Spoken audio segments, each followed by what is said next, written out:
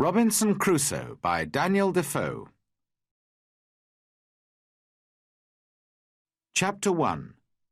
My First Sea Journey. Before I begin my story, I would like to tell you a little about myself. I was born in the year 1632, in the city of York in the north of England. My father was German, but he came to live and work in England. Soon after that, he married my mother, who was English. Her family name was Robinson. So when I was born, they called me Robinson after her. My father did well in his business, and I went to a good school. He wanted me to get a good job and live a quiet, comfortable life. But I didn't want that. I wanted adventure and an exciting life. I want to be a sailor and go to sea, I told my mother and father. They were very unhappy about this. Please don't go, my father said. You won't be happy, you know. Sailors have a difficult and dangerous life. And because I loved him, and he was unhappy, I tried to forget about the sea. But I couldn't forget. And about a year later, I saw a friend in town.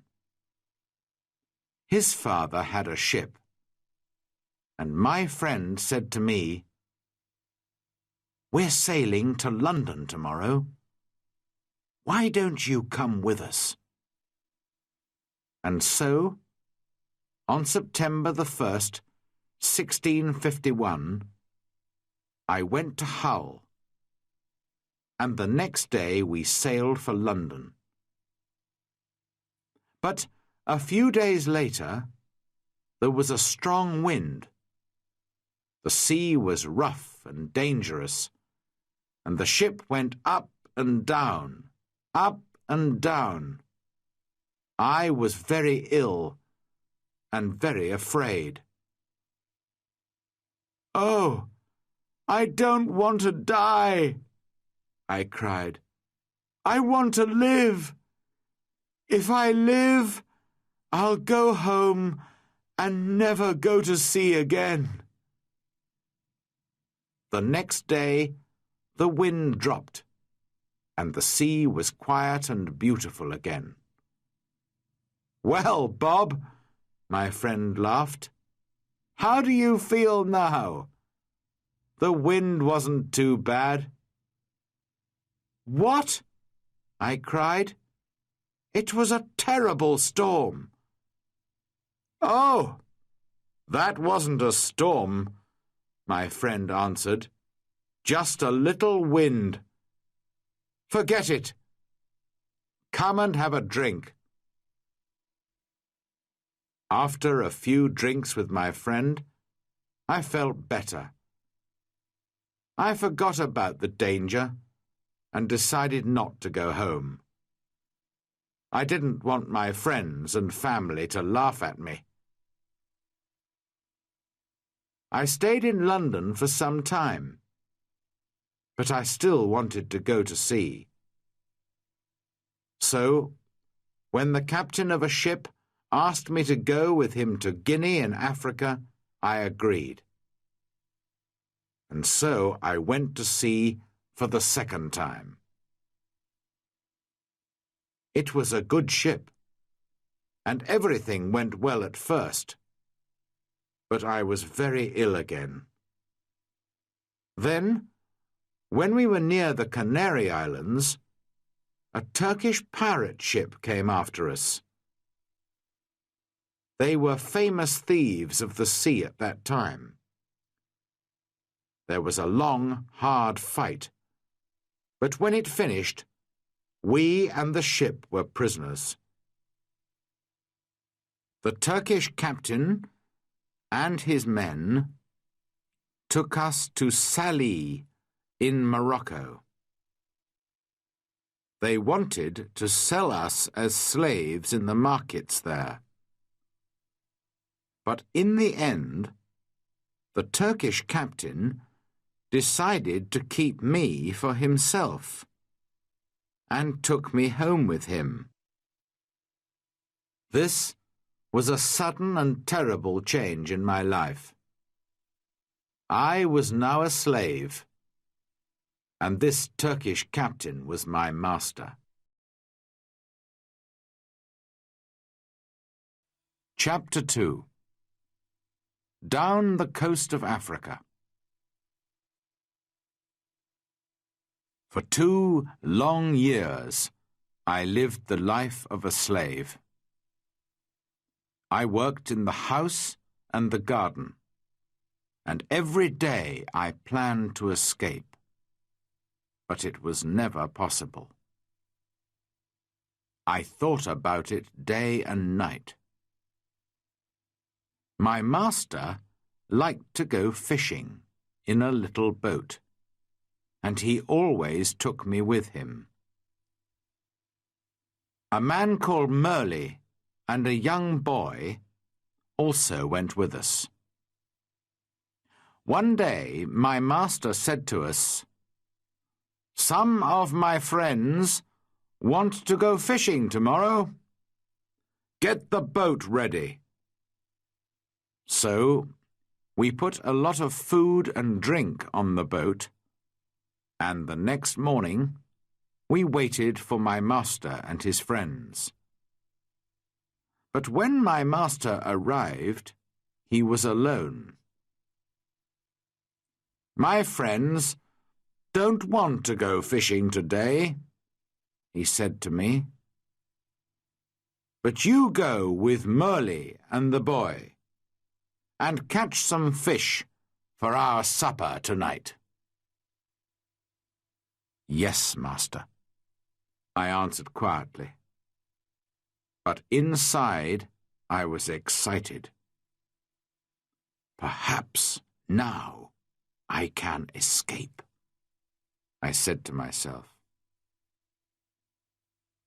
My master went back to his friends, and we took the boat out to sea. For a time we fished quietly, and then I moved carefully behind Merle and knocked him into the water. "Swim!" I cried. "Swim to the shore!" My master liked to shoot seabirds, and so there were guns on the boat. Quickly, I took one of these guns. Merle was swimming after the boat, and I shouted to him, "Go back to the shore. You can swim there. It's not too far. I won't hurt you, but if you come near the boat, I'll shoot you through the head." So Merle turned and swam back to the shore as quickly as he could. Then I said to the boy, "Zuri, if you help me, I'll be a good friend to you. If you don't help me, I'll push you into the sea too." But Zuri was happy to help me. "I'll go all over the world with you," he cried. I wanted to sail to the Canary Islands, but I was afraid to go too far from the shore. It was only a small boat, and so we sailed on south for some days. We had very little water, and it was dangerous country here, with many wild animals. We were afraid, but we often had to go on shore to get more water. Once I used a gun to shoot a wild animal. I don't know what animal it was, but it made a good meal. For about 10 or 12 days, we sailed on south, down the coast of Africa. Then, one day, we saw some people on the shore.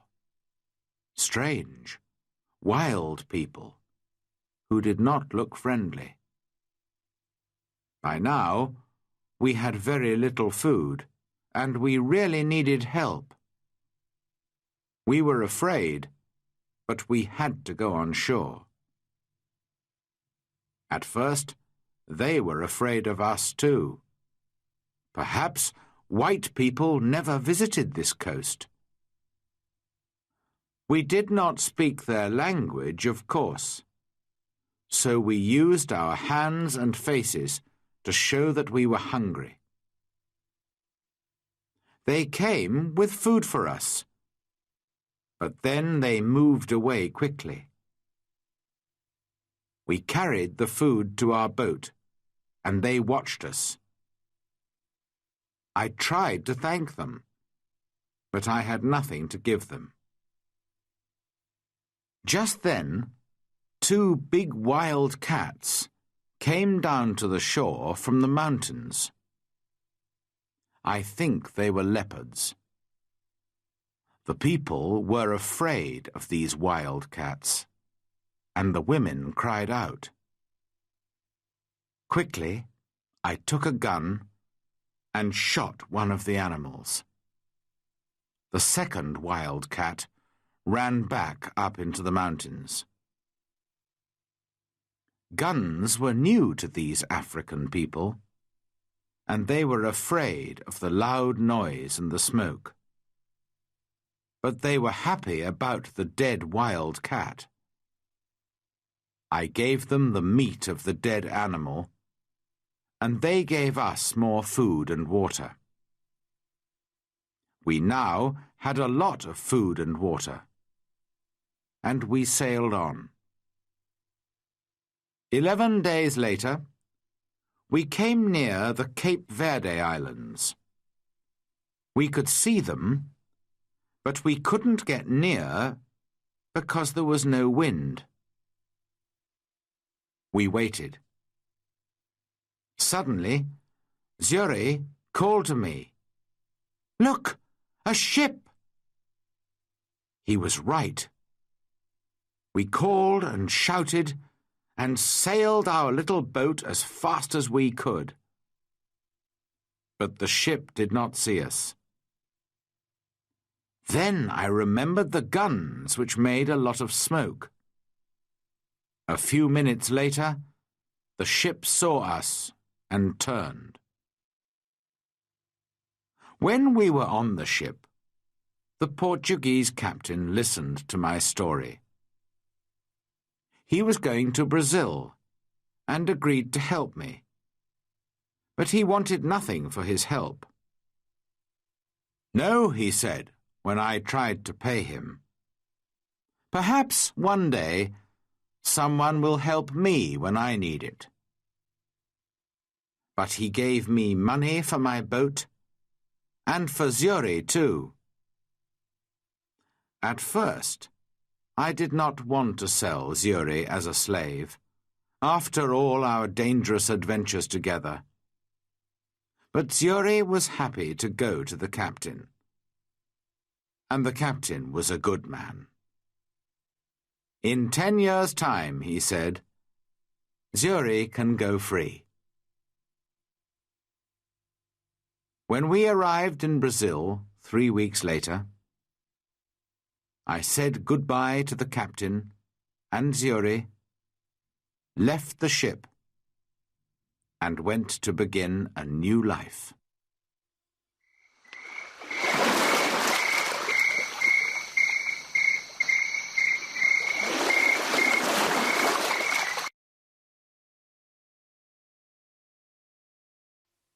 Chapter 3. The Storm and the shipwreck. I stayed in Brazil and worked hard for some years. By then I was rich, but also bored. One day, some friends came to me and said, "We're going to Africa to do business. Why don't you come with us? We'll all be rich after this journey." How stupid I was. I had an easy, comfortable life in Brazil, but of course I agreed. And so, in 1659, I went to sea again. At first, all went well. But then there was a terrible storm. For 12 days the wind and the rain didn't stop. We lost 3 men in the sea, and soon the ship had holes in its sides. "We're all going to die this time," I said to myself. Then one morning, one of the sailors saw land. But the next minute, our ship hit some sand just under the sea. The ship could not move, and we were really in danger now. The sea was trying to break the ship into pieces, and we had very little time. Quickly, we put a boat into the sea and got off the ship. But the sea was very rough, and our little boat could not live for long in that wild water. Half an hour later, the angry sea turned our boat over, and we were all in the water. I looked round for my friends, but I could see nobody. I was alone. That day I was lucky, and the sea carried me to the shore. I could not see the land, only mountains of water all around me. Then, suddenly, I felt the ground under my feet. Another mountain of water came, pushed me up the beach, and I fell on the wet sand. At first, I was very thankful to be alive. Slowly, I got to my feet and went higher up the shore. From there, I looked out to sea. I could see our ship, but it was wrecked, and there was nobody near it. There was nobody in the water. All my friends were dead. I was alive, but in a strange, wild country, with no food, no water, and no gun. It was dark now, and I was tired. I was afraid to sleep on the shore. Perhaps there were wild animals there. So I went up into a tree, and I stayed there all night.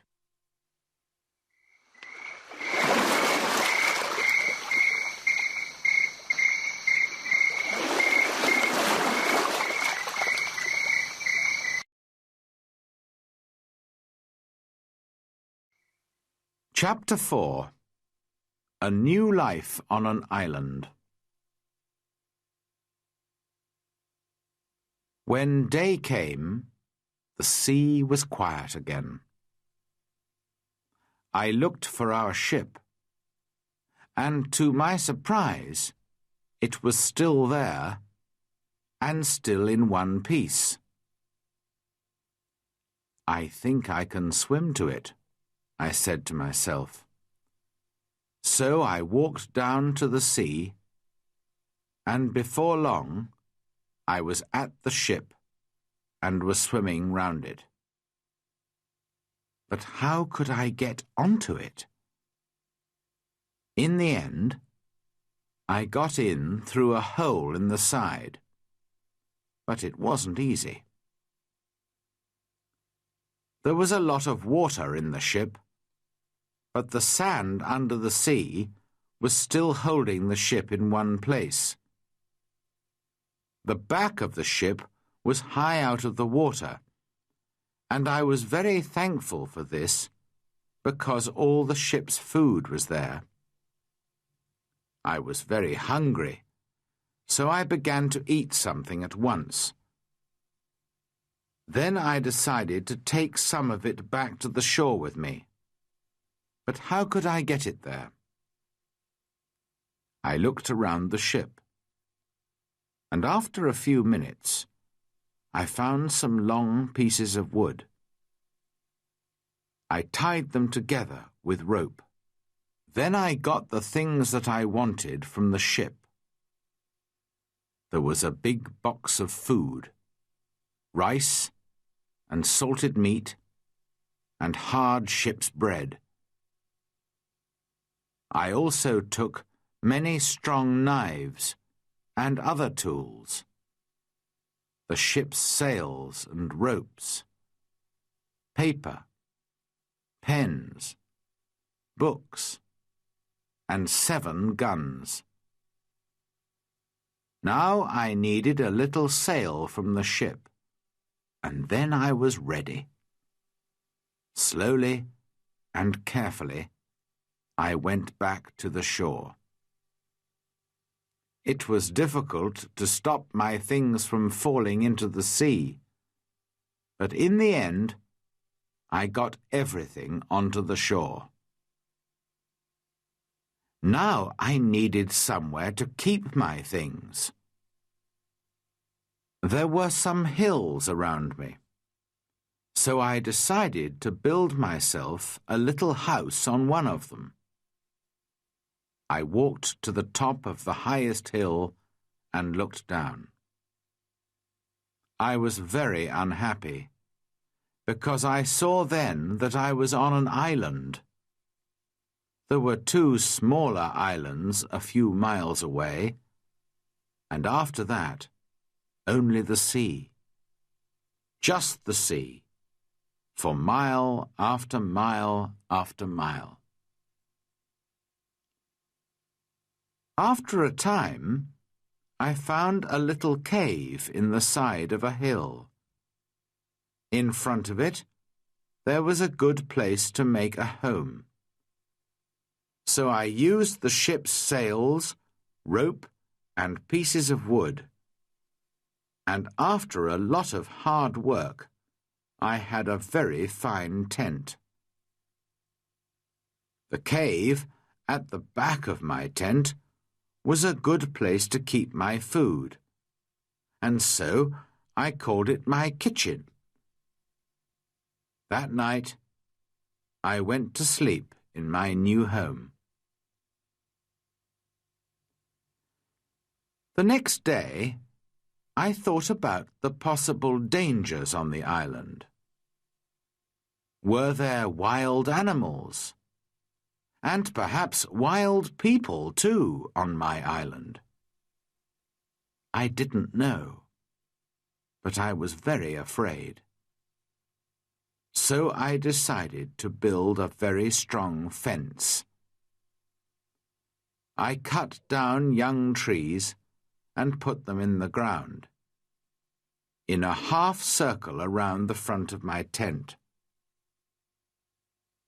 I used many of the ship's ropes too, and in the end my fence was as strong as a stone wall. Nobody could get over it, through it, or round it.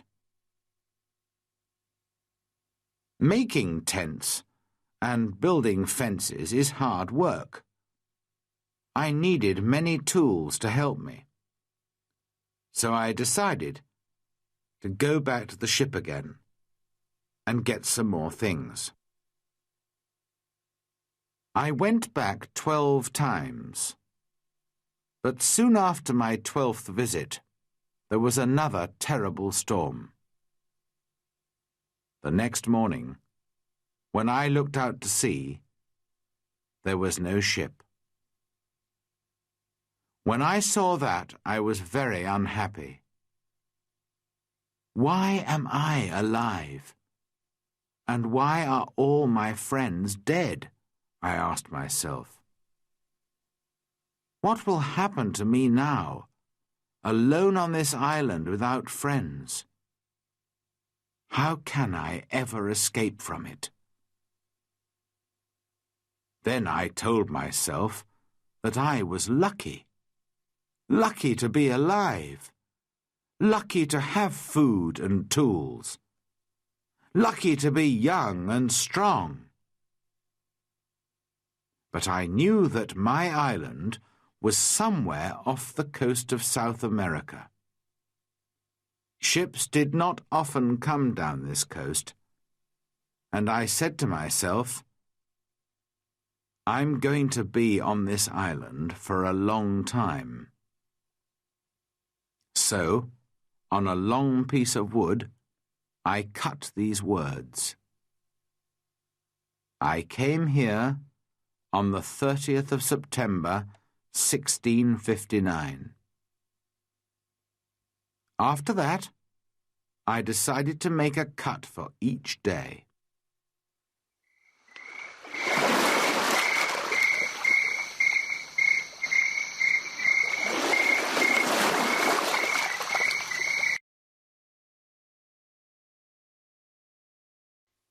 Chapter 5.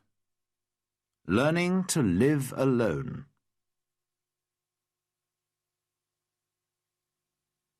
I still needed a lot of things.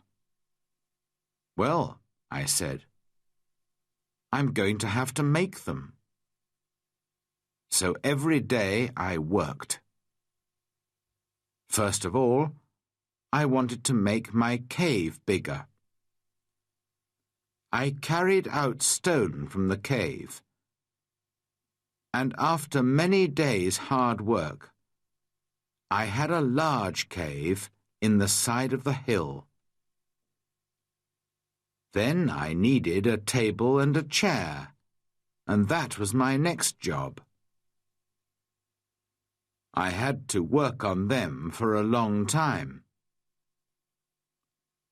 I also wanted to make places to put all my food and all my tools and guns. But every time I wanted a piece of wood, I had to cut down a tree. It was long, slow, difficult work. And during the next months, I learnt to be very clever with my tools. There was no hurry. I had all the time in the world. I also went out every day, and I always had my gun with me. Sometimes I killed a wild animal, and then I had meat to eat. But when it got dark, I had to go to bed because I had no light. I couldn't read or write because I couldn't see. For a long time, I didn't know what to do. But in the end, I learnt how to use the fat of dead animals to make a light. The weather on my island was usually very hot, and there were often storms and heavy rain. The next June, it rained all the time, and I couldn't go out very often. I was also ill for some weeks, but slowly I got better. When I was stronger, I began to go out again. The first time, I killed a wild animal, and the second time, I caught a big turtle. I was on the island for 10 months before I visited other parts of it.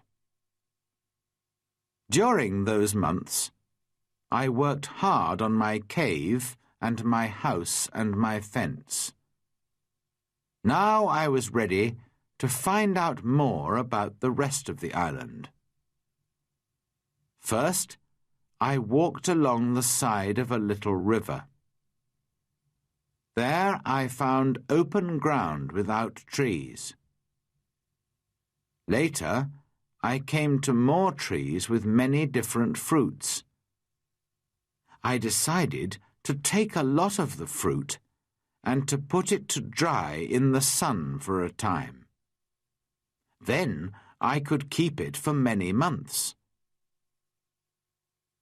That night, I went to sleep in a tree for the second time, and the next day I went on with my journey. Soon, I came to an opening in the hills. In front of me, everything was green, and there were flowers everywhere. There were also a lot of different birds and animals. I saw that my house was on the worst side of the island. But I didn't want to move from there. It was my home now. I stayed away for 3 days, and then I came home.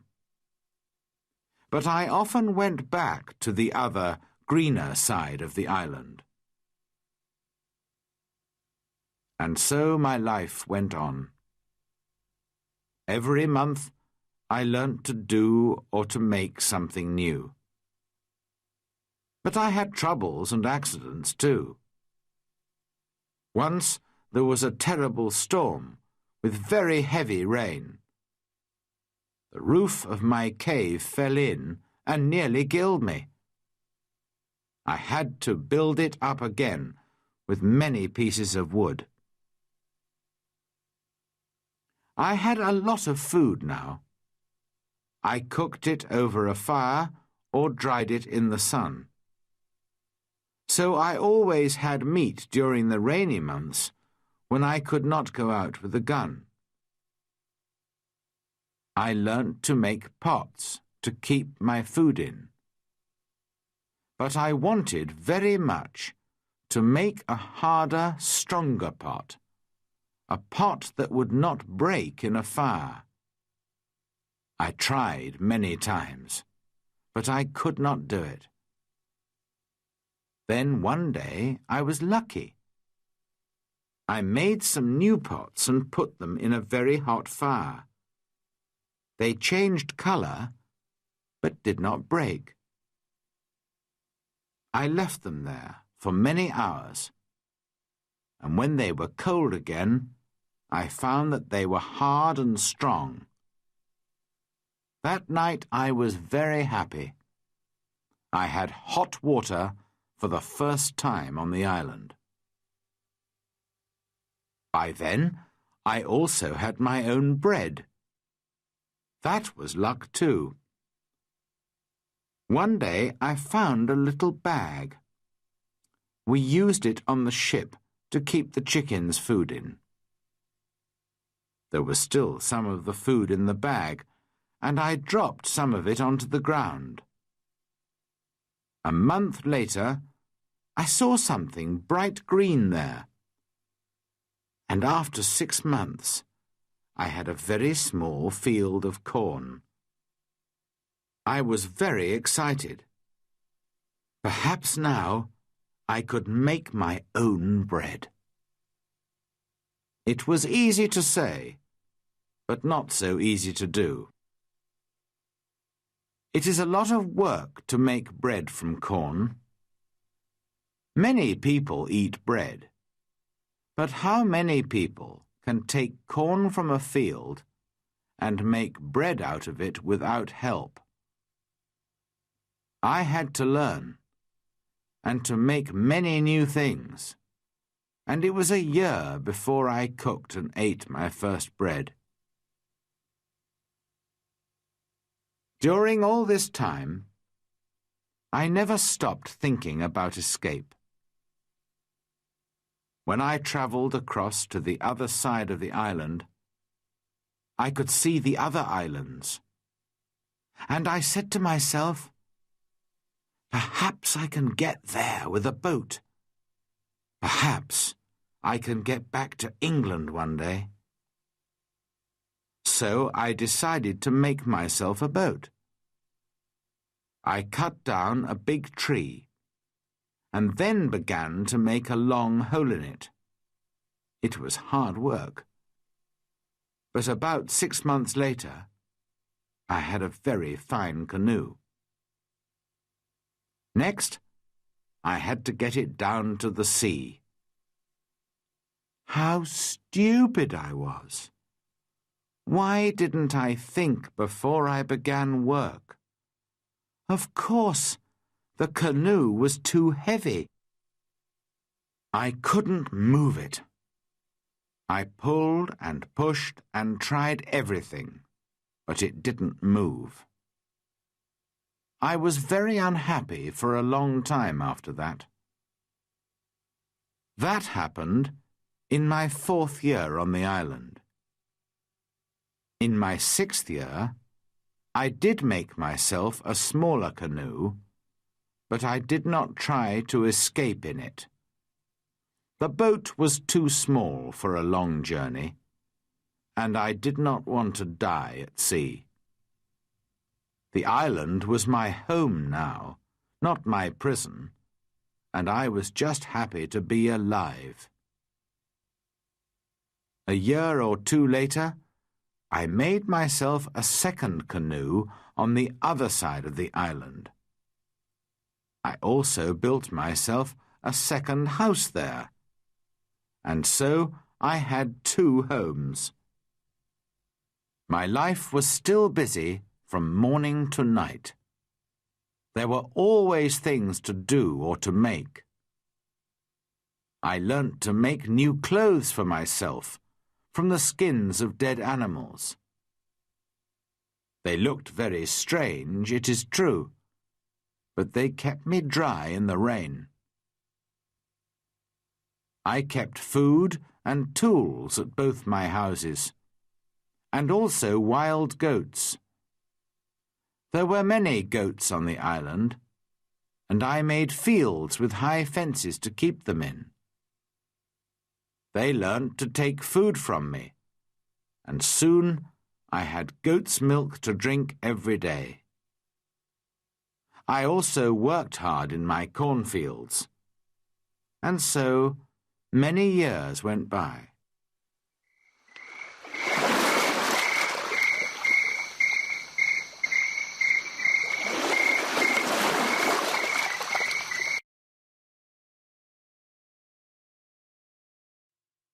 Chapter 6.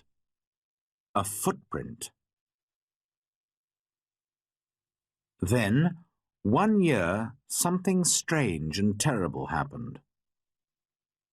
I often walked along the shore, and one day I saw something in the sand. I went over to look at it more carefully, and stopped in sudden surprise. It was a footprint. The footprint of a man. Who could this be? Afraid, I looked around me. I listened. I waited. Nothing. I was more and more afraid. Perhaps this man was one of those wild people who killed and ate other men. I looked everywhere, but there was nobody, and no other footprint. I turned and hurried home. There's someone on my island, I said to myself. Perhaps he knows about me. Perhaps he's watching me now, from behind a tree. Perhaps he wants to kill me. That night, I couldn't sleep.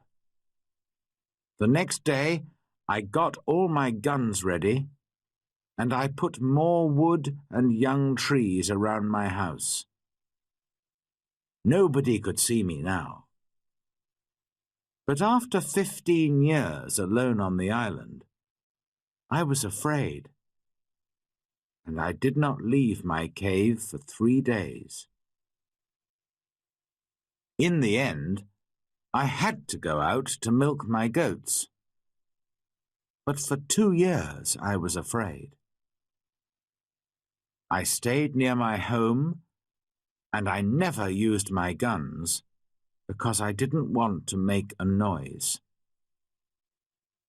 I could not forget the footprint, but I saw and heard nothing more. And slowly I began to feel happier. One day, a year later, I was over on the west side of the island. From there I could see the other islands, and I could also see a boat far out to sea. If you have a boat, I thought, it's easy to sail across to this island. Perhaps that explains the footprint. It was a visitor from one of the other islands. I began to move more freely around the island again, and built myself a third house. It was a very secret place in a cave. No wild man will ever find that, I said to myself. Then one year, something happened which I can never forget. I was again on the west side of the island and was walking along the shore. Suddenly, I saw something which made me feel ill. There were heads, arms, feet, and other pieces of men's bodies everywhere. For a minute, I couldn't think, and then I understood. Sometimes there were fights between the wild men on the other islands.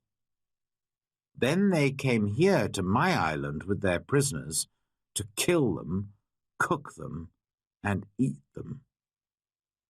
Slowly, I went home, but I was very angry. How could men do this? For many months, I watched carefully for the smoke from fires, but I didn't see anything. Somehow, the wild men came and went, and I never saw them. I was angry and afraid. I wanted to shoot them all. But there were many of them, and only one of me. Perhaps I can shoot 2 or 3, I said to myself. But then they will kill and eat me. Then, one morning in my 23rd year on the island, I was out in my fields, and I saw the smoke from a fire. Quickly, I went up the hill to watch. There were 9 men around the fire, and they were cooking their terrible food. Then these wild men danced round the fire, singing and shouting. This went on for about 2 hours, and then they got into their boats and sailed away. I went down to the shore and saw the blood of the dead men on the sand. The next time they come, I'm going to kill them, I said angrily.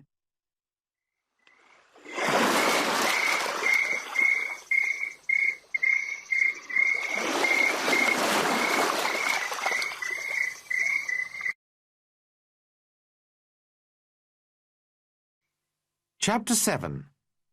Man Friday. For 2 years, I never went anywhere without my gun. I felt lonely and afraid, and had many sleepless nights. One night, there was a very bad storm, and I thought I heard the sound of guns out at sea. The next morning, I looked out and saw a ship. It was lying on its side not far from the shore.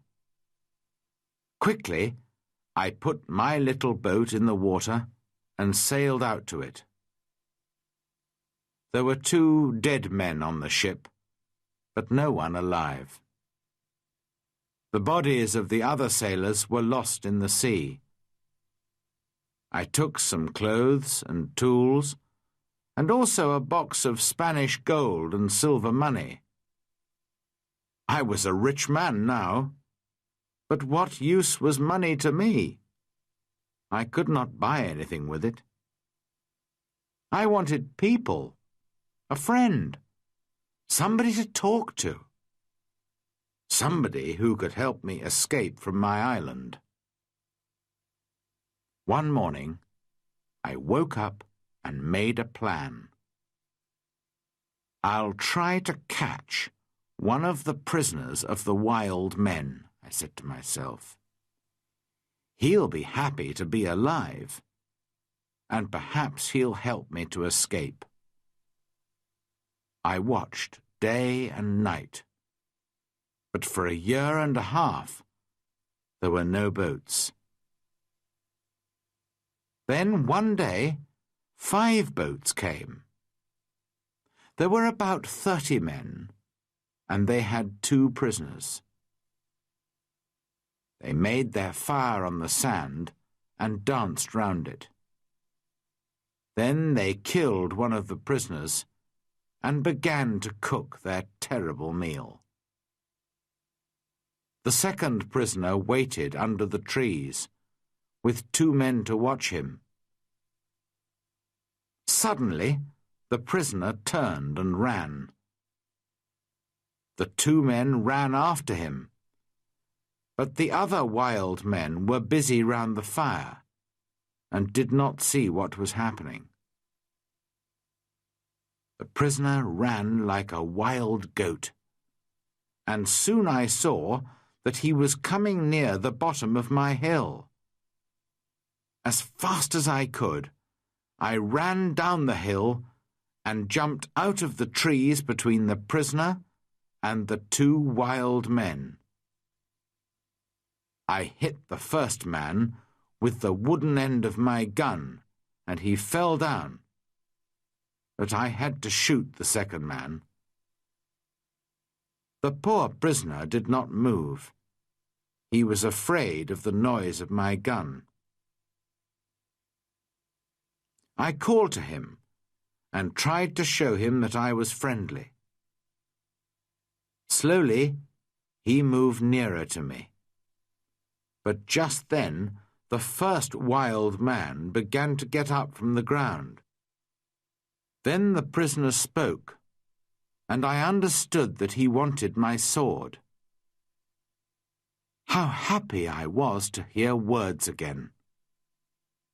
I gave him my sword, and at once he cut off the head of his enemy.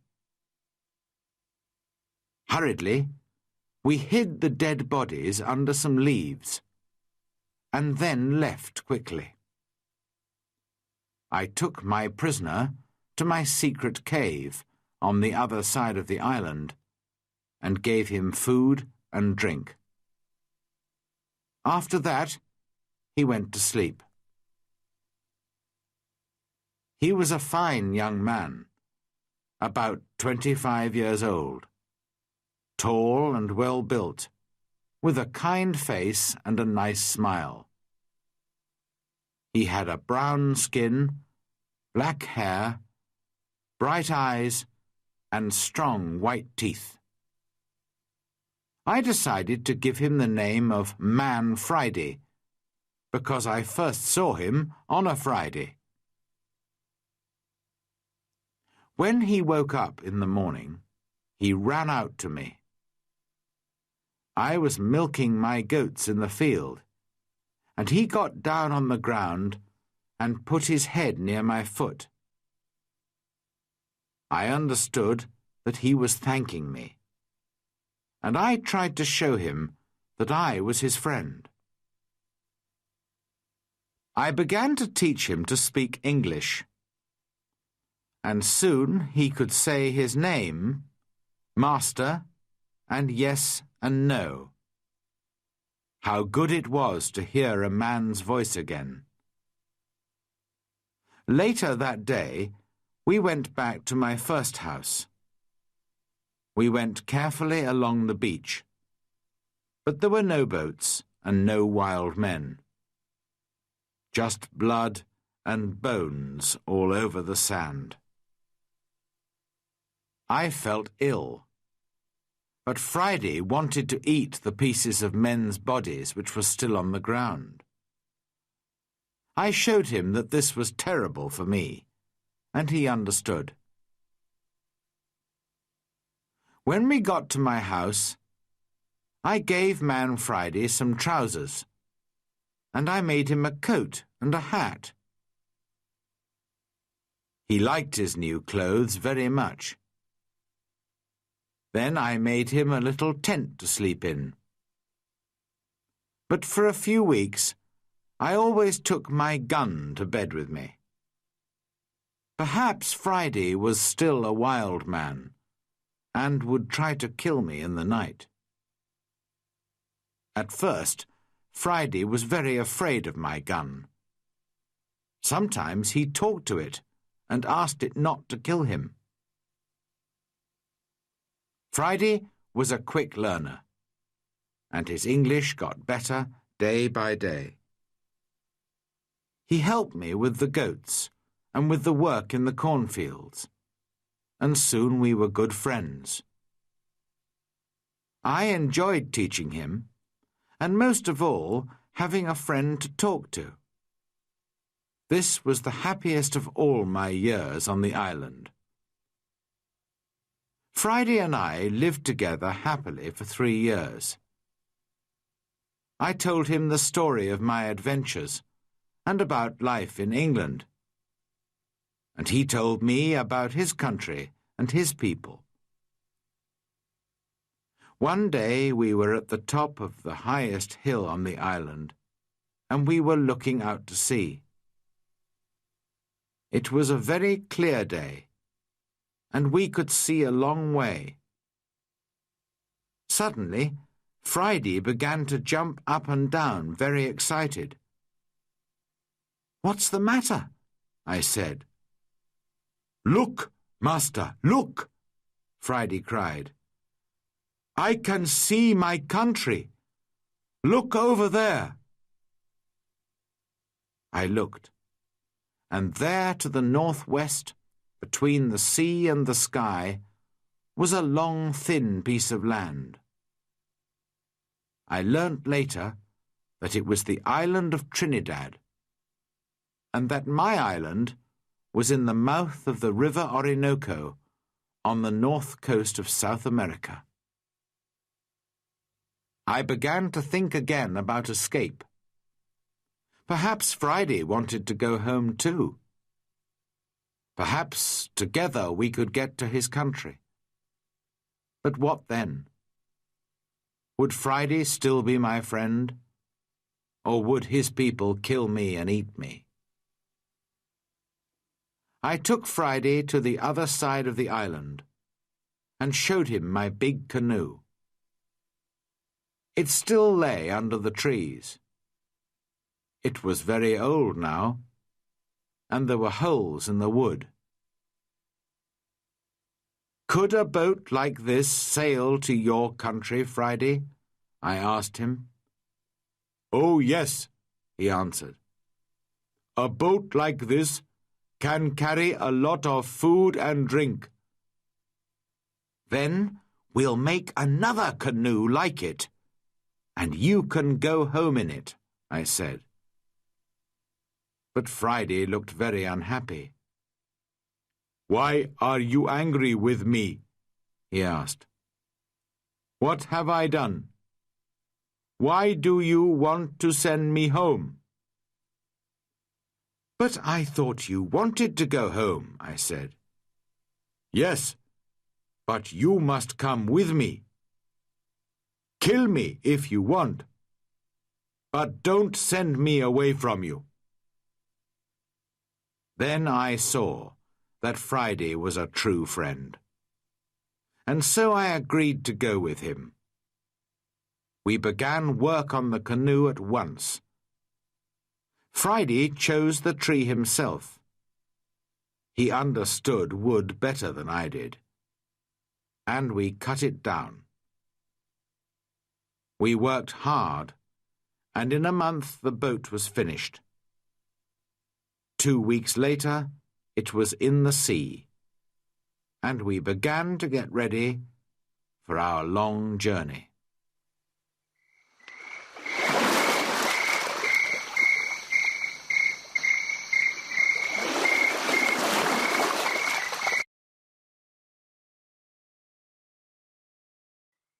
Chapter 8. Escape from the Island. I was now in my 27th year on the island, and I did not want to be there for another year. We worked hard to get the corn in and to make a lot of bread. We had dried fruit and salted meat and big pots to keep water in. One evening, Friday went out to look for a turtle for meat and eggs. But in less than an hour he was back, and he looked very afraid. "Master! Master!" he cried. "There's a great ship near the island, and men are coming to the shore in a boat." I jumped up and ran with him down to the shore. To my great surprise, I saw that it was an English ship. But why was it here? English ships never came this way. Perhaps they were pirates. "Don't let them see you, Friday," I called. "We'll hide in the trees and watch." There were 11 men in the boat, but 3 of them were prisoners. Their arms were tied with rope, but their legs were free and they could walk. The other sailors pushed the 3 prisoners up the beach, laughing and shouting and hitting them. Then some of them sat down on the sand and began to drink. Others walked away to look at the island, and 2 men stayed to watch the boat. The 3 prisoners walked slowly along the beach and sat down under a tree not far from us. They looked very unhappy. Very quietly, I came up behind them through the trees and called out to them in English.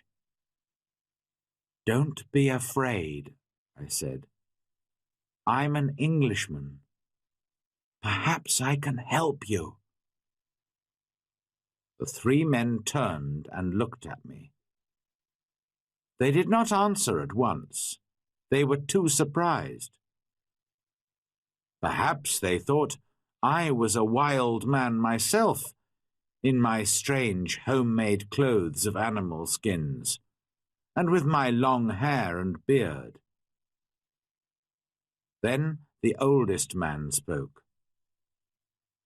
"I am the captain of that ship," he said, "and these 2 men are my first and second officers. Last night there was a mutiny, and the seamen took the ship from me. Now they're going to leave the 3 of us here to die on this island." "Do these mutineers have guns?" "Only 2, he answered, "and they've left those on the boat." "All right," I said. "We'll fight them." But if we get your ship back for you, you must take me back to England." The captain agreed immediately and thanked me very warmly for my help. Friday ran back to my house to get all the guns, and the captain and I made a plan. The first part was easy, because the seamen were not ready for a fight. We shot the 2 men at the boat, and the captain shot another man. This man, Tom Smith, was the worst of them all, and he began the mutiny on the ship. Then the captain talked to the other 5 men, and they agreed to help him. They did not really want to be mutineers, but they were afraid of Tom Smith. "Now," I said to the captain, "we must get back your ship. How many men are on it?" 26, the captain replied, "and they will fight hard because they won't want to go home. It is death for all mutineers in England. But not all the men are bad. I'm sure that some of them will help me." Just then we saw another boat which was coming from the ship to the shore. There were 10 men in it, and they all had guns. We ran into the trees and waited. It was a long, hard fight, but by now it was dark, and this helped us very much. We ran here and there in the trees, calling and shouting. The seamen could not see us, and did not know how many men they were fighting. In the end, the first officer shouted to them, "Put down your guns and stop fighting. The captain has 50 island people to help him. We can kill you all." So the seamen stopped fighting, and we took their guns. 3 of the men agreed to come back to the captain, and we put the others in my cave. Friday and I stayed to watch the prisoners, while the captain and his men went back to fight for the ship. All night we listened to the sound of guns and shouting. But in the morning, when the sun came up, the captain was master of his ship again. I went down to the shore to meet him. "My dear friend," he cried, "there's your ship. I'll take you to the ends of the world in it." I put my arms round him, and we laughed and cried together. How happy I was to leave the island. My good friend Friday came with me, of course, but we left the mutineers on the island. We decided not to kill them. They could begin a new life on the island. I showed them my 3 houses, my cornfields, and my goats, and all my tools. Their life would be easy, because of all my hard work for so many years. And so, on the 19th of December, 1686, after 27 years, 2 months, and 19 days, I said goodbye to my island and sailed home to England.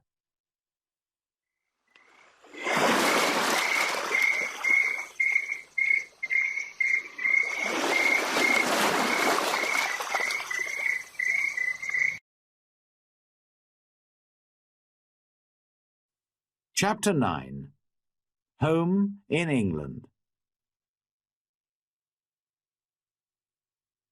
When I came back to England, I felt like a stranger in the country. Many things were different, and not many people remembered me. I went home to York, but my father and mother were dead, and also my 2 brothers. I did find the 2 sons of one of my brothers. They were happy to learn that I was alive, and I was pleased to find some family. After some months, I decided to go down to Lisbon in Portugal.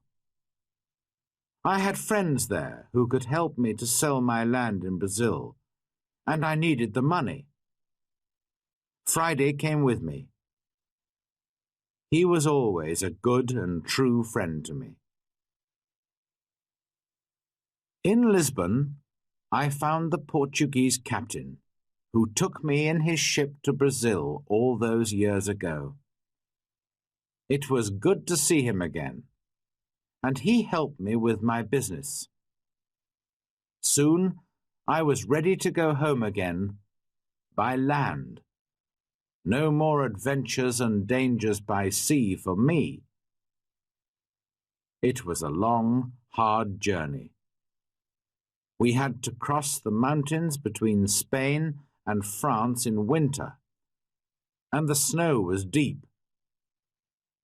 Poor Friday was very afraid of the snow. In his country it was always hot, and he did not like cold weather. Back in England, I found a house and began to live a quiet life. My 2 nephews came to live with me. The younger one wanted to be a sailor, and so I found him a place on a ship. After a while I married and had 3 children, 2 sons and a daughter. Then my wife died, and my nephew, who was now the captain of a ship, came home to see me. He knew that I did not really like a quiet life. "I have a fine ship, Uncle," he said. "I'm going out to the East Indies, India, Malaya, the Philippines. Why don't you come with me?" And so, in 1694, I went to sea again, and had many more adventures. Perhaps, one day, I'll write another book about them.